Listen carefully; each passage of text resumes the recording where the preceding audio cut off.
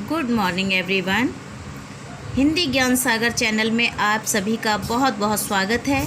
आज की वीडियो में मैं जिस टॉपिक को लेकर आई हूँ उसका नाम है क्लास 9 क्षितिज का काव्य खंड का 3rd चैप्टर सवैये, जिसके कवि रसखान हैं।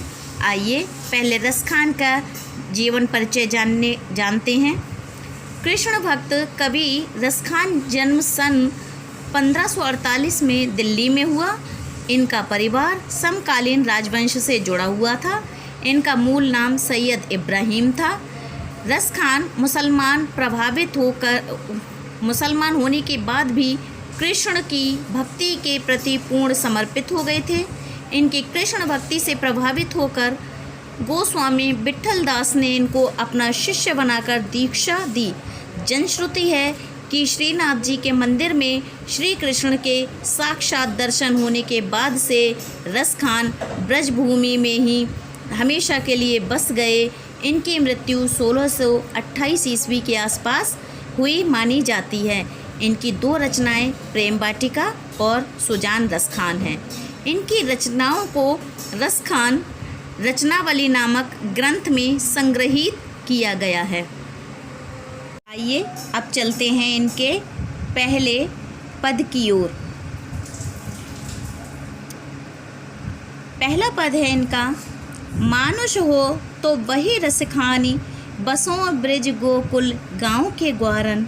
जो पशु हो तो कहा बस मेरो, चरों नित नंद की धेनु मंझारन। पाहन हो तो वही गिरि को, जो कियो हरि छत्र पुरंदर धारन। जो खग हो तो बसेरो करो, मिली कालिंदी कूल कदम्ब की डारन। इसके कठिन शब्दों के अर्थ आप यहाँ पर देख रहे हैं। अब मैं इसका भावार्थ आपको समझाने का प्रयास करती हूँ। इसके भावार्थ में इस सवैये में ये कृष्ण जी के बहुत ही ज़्यादा भक्त थे और इन्होंने जितनी भी अपनी रचना की हैं वो कृष्ण से संबंधित ही की हैं। तो इस सवैये में रसखान कृष्ण की जो लीला भूमि है, जिसमें कृष्ण ने अपनी लीलाएं दिखाई थी, उस ब्रज के प्रति अपना लगाव प्रकट करते हुए कृष्ण के लिए अपनी भक्ति की नई राह बताते हैं। रसखान की इच्छा क्या क्या है वह इस सवैये में बता रहे हैं कि वह अपने अगले जन्म में भी जब भी जन्म लें तो मनुष्य के रूप में लें तो गोकुल गांव के ग्वाल वालों के साथ ही निवास करें, और अपने पुनर्जन्म पर तो उनका वश है नहीं। इसलिए यदि वे पशु बने तो वो क्या बनना चाहेंगे? वो बनना चाहेंगे नंद बाबा की गायों के बीच रहना चाहेंगे।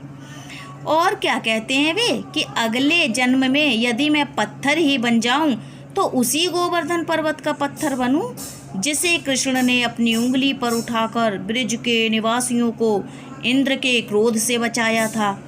इसी तरह अगले जन्म में अगर वो पक्षी बनने की इच्छा कर रहे हैं तो कहते हैं कि यमुना किनारे उस कदम्ब के पेड़ पर अपना बसेरा बनाना चाहेंगे, जिसके नीचे श्री कृष्ण गोपियों के साथ रास रचाया करते थे। तो इस सवैये में रसखान जी ने अपनी इच्छा जाहिर की है कि पशु बनूं तो कहाँ, मनुष्य बनूं तो कहाँ पर बनूं, और क्या क्या उन्होंने इच्छाएं जाहिर की हैं वो सब उन्होंने इस पद में, इस सवैये में बताया है। या लकुटी अरु कामरिया पर राज त्यों पुर को तज डारों। 8 सिद्धि 9 निधि के सुख, नंद की गाय चराई विसारों। रसखान कवों इन आँखिन सो, ब्रज के बन बाग तड़ाग निहारों। कोटिक एकल धौत के धाम, करील के कुंजन ऊपर बारों। भावार्थ देखते हैं। इस सवैये में कवि रसखान श्री कृष्ण के प्रति अपने प्रेम को विस्तार देते हुए उनसे जुड़ी हुई वस्तुओं को समेटते हैं। रसखान कहते हैं कि जिस छोटी लाठी और कंबल को लेकर बाल कृष्ण अपने साथियों के साथ अपनी गाय चराया करते थे, यदि वह मुझे मिल सके तो उसके बदले मैं तीनों लोकों का सुख भी छोड़ देने को तैयार हूँ। 8 सिद्धियों और 9 निधियों से मिलने वाले दुनिया के सारे सुख में नंद को गायों को चराने में मिलने वाले सुख के सामने भुला दूंगा या छोड़ दूंगा। मैं अपने श्री कृष्ण की लीला भूमि ब्रज के बागों, वनों और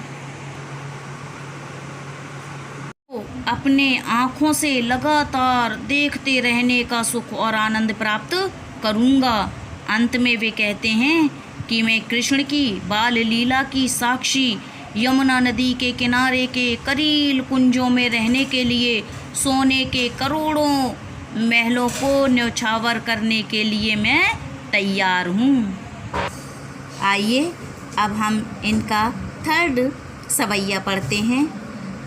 मोर पखा सिर ऊपर राखियो, गुंज की माल गरे पहिरूंगी, ओढ़ पितंबर लय लकुटी बन, गोधन ग्वारिन संग फिरूंगी, भावत बोही मेरो रस खानी सो, तेरे कहे सब स्वांग करूंगी, या मुरली धर की मुरली अधरान धरी अधरान धरूंगी। इसमें क्या क्या कह रही हैं, इसमें रसखान क्या बताने का प्रयास कर रहे हैं वो समझने की प्रयास कीजिए।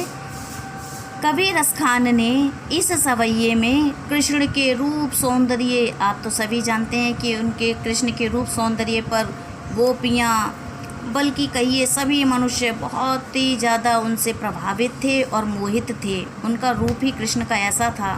तो इस सवैये में कृष्ण के रूप सौंदर्य के प्रति गोकुल की गोपियों की मुग्धता को बताया गया है। कृष्ण को अपने साथ देखने की लालसा में एक गोपी दूसरी गोपी से कृष्ण का रूप धारण करने के लिए कहती है, तो दूसरी गोपी भी कृष्ण का रूप धारण करने के लिए तैयार हो जाती है। वह कहती है, हे सखी, मैं कृष्ण की तरह दिखने के लिए अपने सिर पर मोर पंखों का मुकुट भी लगा लूँगी तथा गले में गुंजों की माला भी पहन लूँगी, और मैं पीले वस्त्र पहनकर श्री कृष्ण की तरह बाल गोपालों के साथ गायों के पीछे लाठी लेकर वन वन घूमने के लिए भी तैयार हूँ। मेरे कृष्ण को जो कुछ तुम्हें अच्छा लगता है वह सब करने के लिए तैयार हूँ। लेकिन हे सखी, कृष्ण अपने होठों पर जिस मुरली को रखते रहे हैं उसे मैं कभी भी अपने होठों पर नहीं रख सकती। गोपी को मुरली से इतनी जलन, इतनी ईर्ष्या है कि उसे किसी भी तरह छूने को वह तैयार नहीं। उसे लगता है कि वह मुरली ही श्री कृष्ण के सबसे पास में रहती है और इसके कारण ही कृष्ण उनसे दूर रहते हैं। इसलिए गोपी बाकी सारे काम करने के लिए तैयार है कृष्ण की तरह, लेकिन मुरली अपने होठों पर लगाने के लिए तैयार नहीं है बिल्कुल भी। आइए अब इसका अंतिम सवैया पढ़ते हैं। कानन दे अंगुरी रहिबो, जब ही मुरली धुन मंद बजइए, मोहनी तानन सो रस खाने, अटा चढ़ गोधन गई हैं तो गई हैं, तेरी कहूँ सिगरे ब्रज लोगन, काले को कितनों समझई हैं, मायरी बा मुख की मुस्कान, सम्हारी न जई हैं ना जई हैं ना जई हैं। अब इस भावार्थ में रसखान क्या कहना चाह रहे हैं? इस सवैये में रसखान ने ब्रज की गोपियों पर कृष्ण की मुरली का जो सम्मोहक प्रभाव है, उन्हें सम्मोहित कर रखा है, उसका चित्रण किया है। इस सम्मोहन के बारे में बात करते हुए एक गोपी अपनी माँ से कहती है कि अब आगे से जब श्री कृष्ण में मुरली बजा,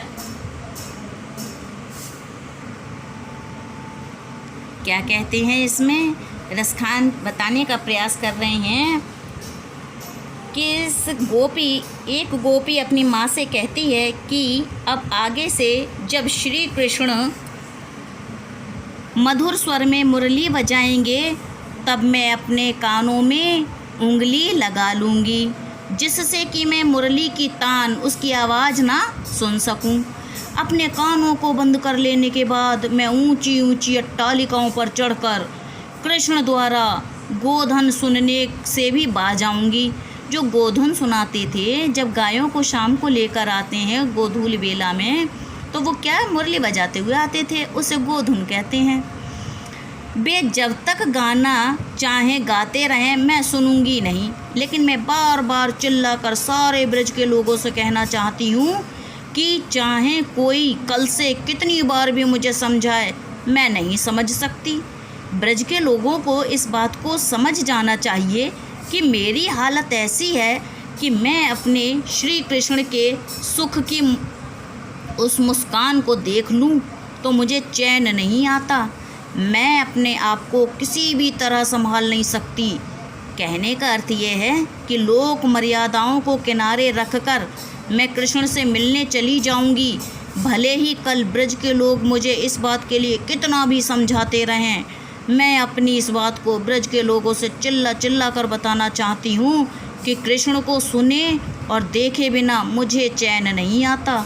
मैं उनकी मुस्कान की याद आने पर अपने को किसी भी प्रकार संभाल नहीं सकती, इसलिए मैं उनसे ज़रूर मिलने जाऊंगी। इस सवैये में रसखान ने कृष्ण की मुरली और उनकी मोहक मुस्कान के गोपियों पर पड़ने वाले प्रभाव का सुंदर चित्रण किया है। धन्यवाद।